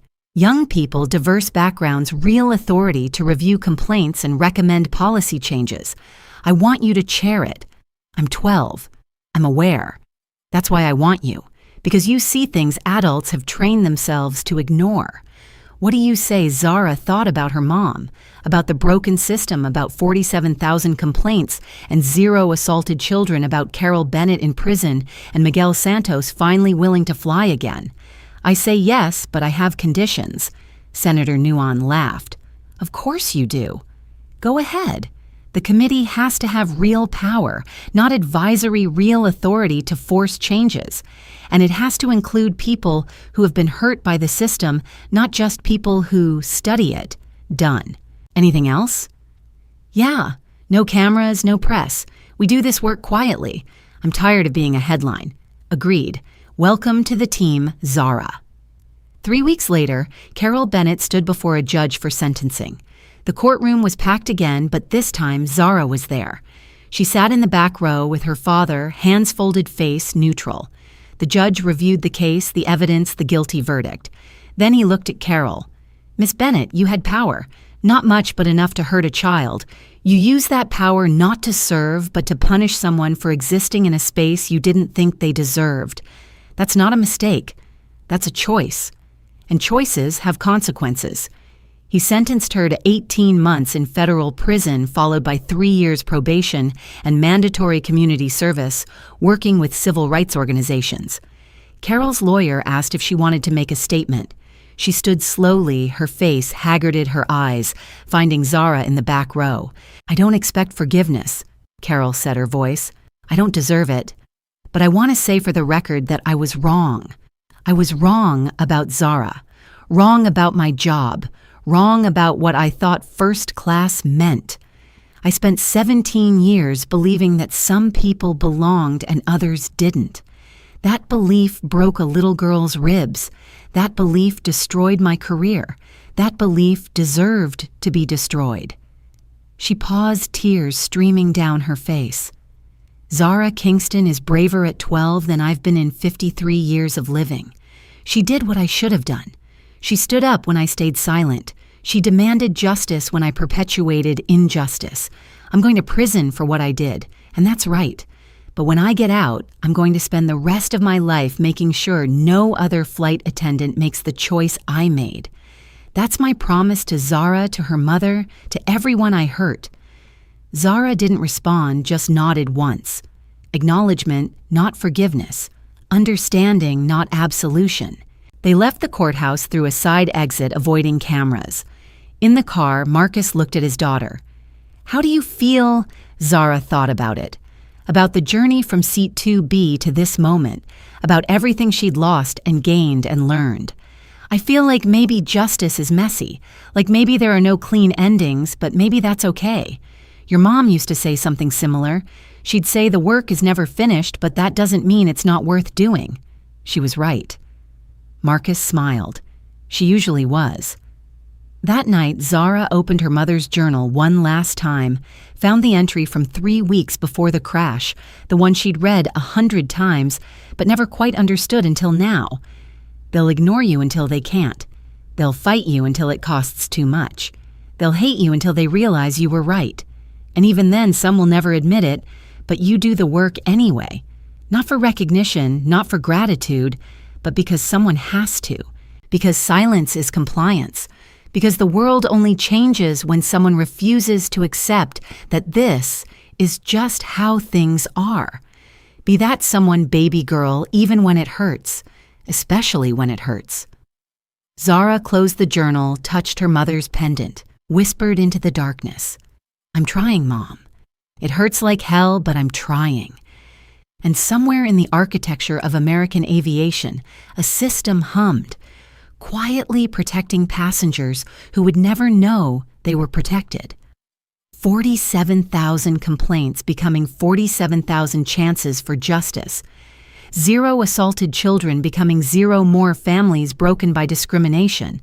The work wasn't finished. It never would be. But Zara Kingston had proven something her mother always believed. One person armed with courage and conviction and code could move mountains even if that person was only 12 years old. 1 year after the trial, Zara stood in the airport terminal at O'Hare International, the same airport where everything had started, and felt her hands shake. She was 13 now, taller by 3 in her ribs, fully healed but still tender when the weather changed. Marcus stood beside her, his hand on her shoulder, a silent anchor. "You don't have to do this," he said for the 3rd time that morning. "Yes, I do." And they were flying to New York, first-class seat. 2B, the same seat Carol Bennett had dragged her from exactly 1 year ago. Zara had requested it, specifically had waited for this anniversary. Date had spent 3 weeks working up the courage to walk back into the place where her life had fractured and reformed into something she still didn't fully recognize. The gate agent scanning boarding passes was young, maybe 25, and when she saw Zara's name on the screen, her eyes widened. "You're Zara Kingston." "Yes, ma'am." The agent looked at her for a long moment, then did something unexpected. She stood up, came around the desk, and held out her hand. "Thank you. My little sister is 10. She's black. She flies alone sometimes to visit our dad. Because of you, because of what you did, nobody questions her ticket anymore. Nobody makes her prove she belongs. So thank you." Zara shook her hand throat tight. "What's your sister's name, Amara? We named her after your mom." Zara's eyes filled with tears. Marcus squeezed her shoulder. The gate agent smiled, returned to her desk, and waved them through with a kindness that felt like absolution. Walking down the jetway felt like moving through water. Every step was heavy with memory. The recycled air smelled the same. The carpet had the same industrial pattern. But when Zara stepped onto the plane and saw seat 2B, something inside her chest unlocked. A flight attendant approached. Her name tag read Janet Morrison. The woman who'd called Zara months ago, the woman who tracked down Miguel Santos, and apologized. "Welcome aboard, Zara," Janet said gently. "It's an honor to have you. You're working this flight. I requested it. Wanted to make sure your first time back was with someone who understands." Janet's eyes were kind, certain. "Your seat is ready, and I promise you nobody's moving you anywhere." Zara sat down in 2B and Marcus took 2A beside her. The leather felt the same under her hands. The window showed the same tarmac, but everything was different because she was different. Because the world was different, because 47,000 complaints had become 47,000 moments of accountability. As the plane filled, Zara watched passengers board. A little black boy, maybe 9 years old, walked past holding his mother's hand. He was heading to first class row 1. Nobody questioned him. Nobody even glanced twice. He sat down, pulled out a tablet, and started playing a game like it was the most normal thing in the world. Because now it was. The flight was uneventful. Smooth takeoff, gentle turbulence, professional service. Janet checked on them twice. Not because she had to, but because she wanted to. When they landed at JFK, Zara realized she'd spent 3 hours in seat 2B without a single moment of fear, just peace. At baggage claim, a woman approached. Mid-40s professional suit, careful smile, Zara Kingston. Zara's security instincts kicked in. Marcus stepped closer. "Who's asking?" "My name is Danielle Roberts. I'm the woman from the video, the one who got arrested at Dallas-Fort Worth." Recognition hit. The corporate attorney who'd been dragged away by security. The video someone had sent to terrorize Zara months ago. "I remember. I wanted to thank you." The charges were dropped. The gate agent was fired. And I just got promoted to senior partner at my firm partially because of the press coverage of my case. Your system worked. It protected me even though I didn't know I needed protection. Danielle held out her hand. "So thank you from everyone who doesn't have to fight alone anymore." They shook hands and Zara felt something shift. This wasn't just about her anymore. It had never been just about her. It was about every Danielle, every Miguel, every Amara who deserved to fly without fear. The Youth Aviation Oversight Committee met for the first time in a conference room in Washington, D.C. 15 young people ages 12 to 19 from every demographic. The aviation industry had failed. Black kids, Latino kids, Asian kids, Muslim kids, kids with disabilities, kids who'd been questioned, moved, humiliated, ignored. Senator Nguyen opened the meeting. "Welcome to the first session of the YAOC. You have real power here. Real authority. The airlines are required by federal law to respond to your recommendations within 30 days. Use that power wisely." Zara sat at the head of the table, the youngest committee chair in federal history, and looked at 14 faces that mirrored her own experience. "Let's start with introductions. Tell us your name and why you're here." A girl named Jasmine, 16, spoke first. "I'm here because a TSA agent pulled me out of line for extra screening 6 times in 1 year. Every time I wore a hijab, every time they found nothing. Every time they made me miss my flight, I'm here to make sure that stops." A boy named David, 14, went next. "I'm here because I use a wheelchair. Airlines damaged my chair 4 times. 4 times they told me it wasn't their responsibility. 4 times I had to wait days for repairs. I'm here because disabled passengers deserve better." One by one, they shared their stories, each one a variation on the same theme: power wielded carelessly, dignity stolen. Routinely complaints ignored systematically. By the time they finished, Zara understood something profound. She wasn't special. She was just the one who'd had the tools to fight back. Everyone at this table had been hurt. She'd just been hurt with a quantum encryption key in her pocket. "Here's what we're going to do," Zara said. "We're going to review every complaint in the system, all 47,000. We're going to identify patterns, find the worst offenders, recommend policy changes, and we're not going to stop until flying feels safe for everyone in this room." Agreed. 14 voices said yes. They worked for 6 months, 12-hour days during school breaks, video conferences every weekend, reviewing complaints until the words blurred together. But slowly, carefully, they built something powerful. A comprehensive reform package backed by data testimony and the moral authority of young people who refused to accept that discrimination was just the cost of flying. Their first major recommendation targeted TSA screening procedures. Too many kids like Jasmine were being profiled. The committee proposed randomized screening protocols, mandatory bias training for TSA agents, and a public dashboard showing screening statistics by demographic. The TSA fought it for 3 weeks, then capitulated when the data showed they were screening Muslim passengers at rates 400% higher than average. The second recommendation addressed disability accommodations. David led this effort, documenting hundreds of cases of damaged wheelchairs, lost medical equipment, and airlines charging disabled passengers for basic accommodations. The committee demanded free equipment protection, mandatory training for ground crews, and financial penalties for damages. The airlines screamed about costs until the committee released a report showing they'd paid more in settlements than the reforms would cost. The reforms passed. The third recommendation was Zara's mandatory de-escalation training for all customer-facing airline employees, modeled after police reform efforts. Too many incidents escalated because employees didn't know how to handle conflict without calling security. The committee proposed training programs, mental health support for employees, and alternatives to law enforcement for non-criminal issues. The pushback was fierce. Flight attendant unions called it coddling bad behavior.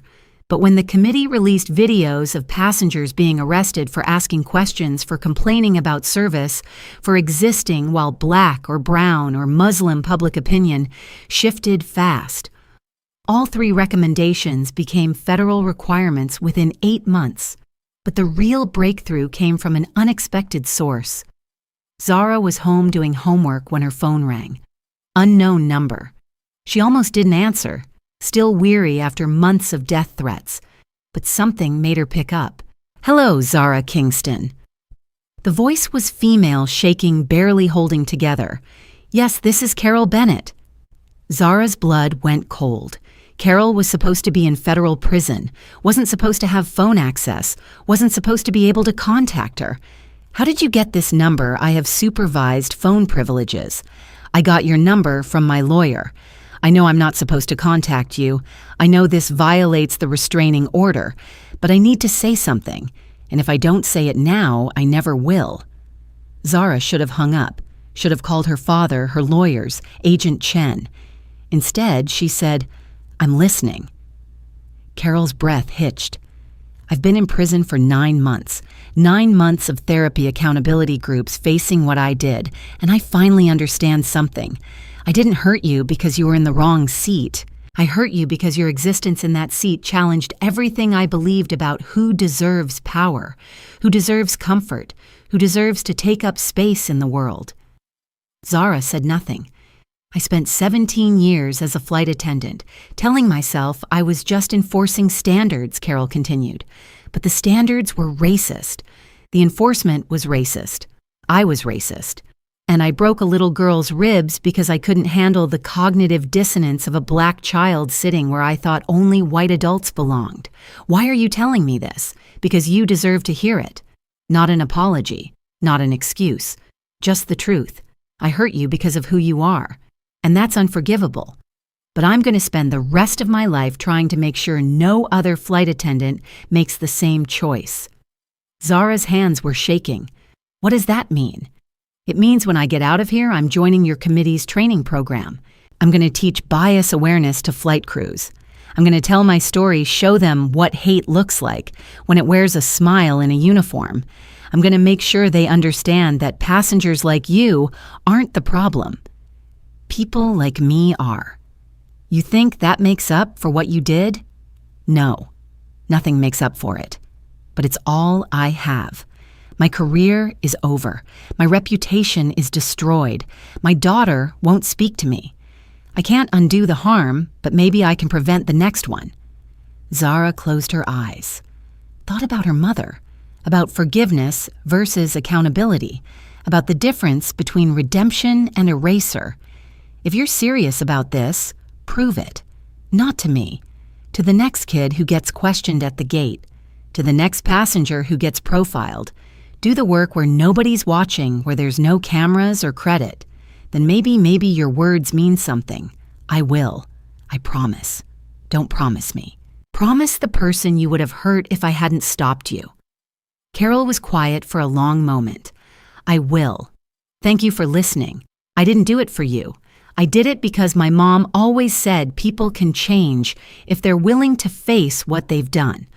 Prove her right. Zara hung up, sat in silence for 10 minutes, then called Marcus and told him everything. How do you feel? He asked. I don't know. Angry that she called, surprised she meant it, confused about whether people who hurt you get to ask for forgiveness. They don't get to ask for anything, but you get to decide if you want to give it. I don't want to forgive her, then don't. Forgiveness isn't required for healing. 6 months later, Zara turned 14. The committee had reviewed all 47,000 complaints, implemented 12 major policy changes, and reduced discrimination incidents by 63%. It wasn't perfect, it wasn't finished, but it was working. On her birthday, Zara received a package no return address. Inside was a letter and a small wooden box. The letter was from Janet Morrison. Dear Zara, I wanted to give you something for your birthday, something that matters. Last week I flew with Miguel Santos again. He's 10 now. He sat in first class with his mom. He smiled the whole flight. He told me he wants to be a pilot when he grows up. Because of you, he believes the skies belong to him too. Inside this box is his drawing of what he wants his plane to look like. He asked me to give it to you. He says you're his hero. You're mine too. Thank you for making me brave enough to do the right thing. Happy birthday. Keep flying, Janet. Zara opened the box. Inside was a child's drawing of an airplane with rainbow wings and the words, Captain Miguel, written in careful letters. Below it, a note in a child's handwriting. Thank you for making planes safe for kids like me. You're the bravest person I know. Zara held the drawing and cried not from sadness, from the overwhelming weight of knowing that her pain had created space for Miguel's joy, that her broken ribs had protected his whole spirit, that the system her mother built and she activated had given a 10-year-old boy permission to dream of flying. That night, her father took her to dinner at her favorite restaurant, just the two of them like old times. Over dessert, he pulled out an envelope. This came today from MIT. Zara's heart stopped. I'm 14. I didn't even apply. They're offering you early admission full scholarship research position in their aerospace engineering program. They want you to continue your mother's work. Zara stared at the letter, at the logo that had been on her mother's office wall, at the opportunity to follow in footsteps that had been cut short too soon. What do I do? Whatever you want, baby girl. You've earned the right to choose your own path. Zara thought about it, about her mother's legacy, about the committee's work, about being 14 and carrying responsibilities that would crush most adults. I want to finish what we started. The committee, the reforms. Mom's system is working, but it needs oversight. It needs someone who understands why it matters. You can do both. MIT can wait, or you can study part-time, or you can go and keep doing committee work remotely. There's no wrong answer. What would Mom do? Marcus smiled sadly. Your mom would tell you to stop asking what she would do and start trusting what you know is right. Zara laughed despite the tears in her eyes. That sounds like her. So what do you know is right? Zara looked at Miguel's drawing still clutched in her hand at the rainbow wings and the careful letters at the proof that her choice to fight back had given a child permission to soar. I know the work isn't finished. I know there are more Miguels out there, more kids who need someone to make sure the skies are safe. I know I'm tired, but I also know I'm the person who can do this. Not because I'm special, because I have the tools Mom left me, and I'm not afraid to use them. Then that's your answer. 2 years later, Zara Kingston sat in the same Senate chamber where she'd testified at 12 years old. But this time, she wasn't alone. The entire Youth Aviation Oversight Committee sat behind her 15 young people who'd transformed from victims into reformers. They were presenting their final comprehensive report to Congress, 200 pages, documenting every change, every success, every remaining challenge. Senator Nguyen called the session to order. "Zara, the floor is yours." Zara stood. She was 16 now, poised and certain, carrying her mother's legacy and her own hard-won wisdom. 2 years ago, this committee was formed to address systemic discrimination in American aviation. We've reviewed 63,000 complaints, implemented 18 major policy reforms, reduced discrimination incidents by 78%, trained over 200,000 airline employees in bias awareness and de-escalation. We've changed laws, changed policies, changed hearts. She paused, looking at the senators, the press, the cameras broadcasting this moment to millions. But our work isn't finished. It will never be finished because systems don't stay fixed. They require constant maintenance, constant vigilance, constant willingness to call out injustice, even when it's uncomfortable. That's what this committee does. That's what we'll keep doing. A senator raised his hand. "Miss Kingston, you're 16 years old. You've accomplished more than most adults do in a lifetime. When does it end? When do you get to just be a kid?" Zara smiled, sad and knowing. "I stopped being just a kid the moment Carol Bennett broke my ribs and 40 people watched without helping. But here's what I've learned. Being a kid doesn't mean being powerless. It means seeing injustice with fresh eyes. It means refusing to accept that this is just how things are. It means using whatever tools you have to make the world better, even if those tools are just your voice and your courage and a quantum encryption key your mom left you." The room was silent. "I'm not asking for permission to stop being a kid," Zara continued. "I'm asking adults to start being braver, to stop looking away when someone gets hurt, to stop prioritizing comfort over justice, to stop making kids like me carry the weight of fixing systems adults broke. We'll keep doing this work, but we shouldn't have to do it alone." The Senate voted unanimously to make the Youth Aviation Oversight Committee permanent with federal funding and expanded authority. The bill was signed into law 3 weeks later. The Amara Kingston Memorial Act, named after the woman who'd built the system and the legacy that made it possible. On the day of the signing, Zara stood with her father in the Rose Garden. The president handed her the pen just like last time, but this time she handed it to David, the boy in the wheelchair, who'd led the disability accommodations reform. "This isn't my victory," Zara said. "It's ours. All of us, everyone who refused to stay silent." That night, Zara flew home to Chicago. First-class seat 2B, the seat that had become a symbol of everything she'd fought for. Janet Morrison was working the flight again, and she greeted Zara with a hug. "How does it feel?" Janet asked. "Changing the world before you're old enough to vote." Zara thought about it. About the journey from broken ribs to federal legislation. About Carol Bennett in prison and Miguel Santos dreaming of flight. About her mother's legacy living in lines of code and reformed hearts. About being 16 and exhausted and proud and scared and certain all at once. "It feels like I did what Mom couldn't finish, like I turned her death into something that protects life, like maybe pain has purpose if you're brave enough to transform it." She paused. "But mostly, it feels like I want to go home, do my homework, and be a teenager for a few hours." Janet laughed. "You've earned it." "But Zara, thank you for all of it, for making me better, for making us all better." The plane took off, climbing through clouds into clear sky. Zara looked out the window at the world below, small and vast and full of people trying to get from one place to another with dignity intact. Because of her mother, because of everyone who'd chosen courage over comfort, that journey was safer now. Not perfect, never perfect, but better. And better was enough. Zara pulled out her phone, opened her notes app, and started typing. Not a complaint, not a reform proposal, just words, personal words. A letter to her mother that she'd never send but needed to write. Dear Mom, I did it. I finished what you started. The skies are safer now. Kids like me can fly without fear. Your system works. Your legacy lives. And I finally understand what you meant when you said, courage isn't the absence of fear.